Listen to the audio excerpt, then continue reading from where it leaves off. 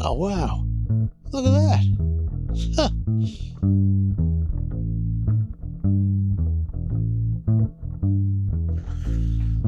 Hello, I'm Mick, and I'm on another lazy walk around the place that I just happen to be in right now. I'm looking a little bit sort of wizardy at the moment with this thing. It's all I need really is a big robe and a pointy hat, and my metamorphosis shall be complete. Where am I? Well, you can probably see behind me I'm walking past these ruins. I'm at the old Royal Derwent Hospital / Willow Court.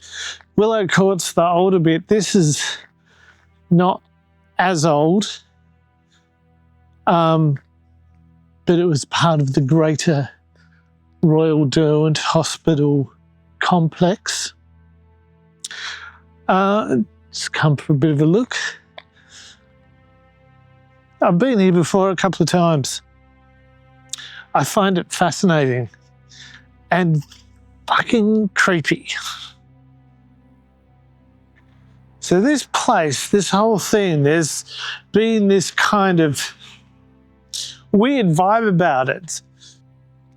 You know, the way that the Royal Derwent Hospital was spoken about when I was a kid was very hush-hush, very secretive and shameful.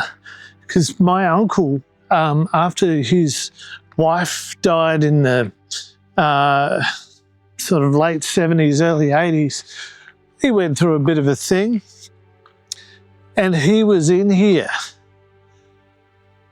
And because my uncle was in here, the way that everyone talked about him was very, you know, there was this thing of like, oh, he's in Royal Derwent, and like people didn't ask like what was wrong with him or anything. There was just this assumption of like, oh, he's fucking mental now, and you know, we don't talk about him. And oh, it's a bit weird.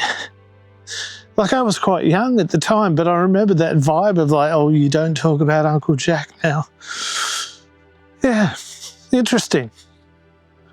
So this is the inside bit of this part of Royal Derwent, and it's been decorated in this kind of interior design style that we now know as creepy as fuck.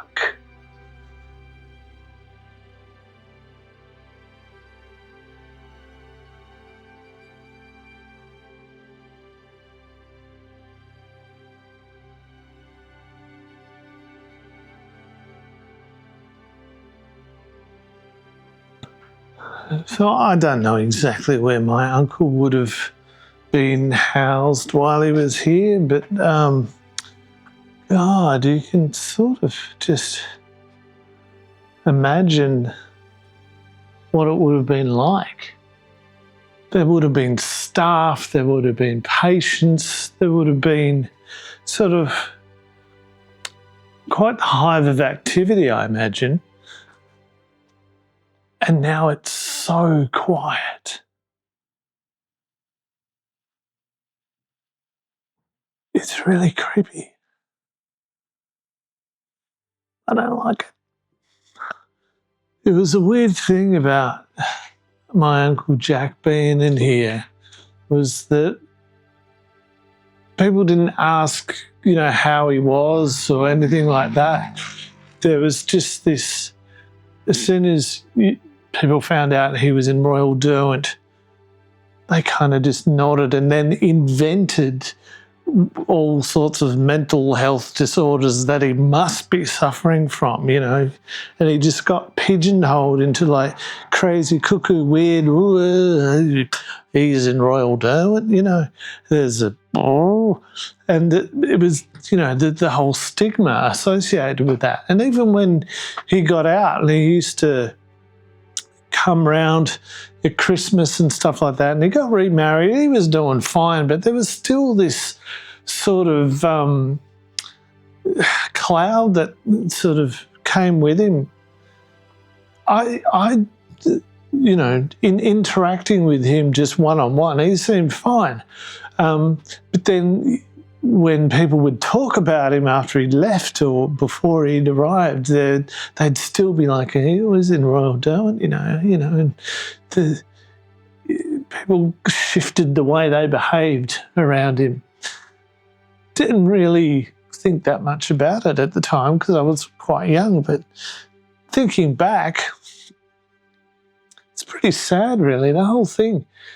You know, even just to have this place associated with you, it's kind of a life sentence.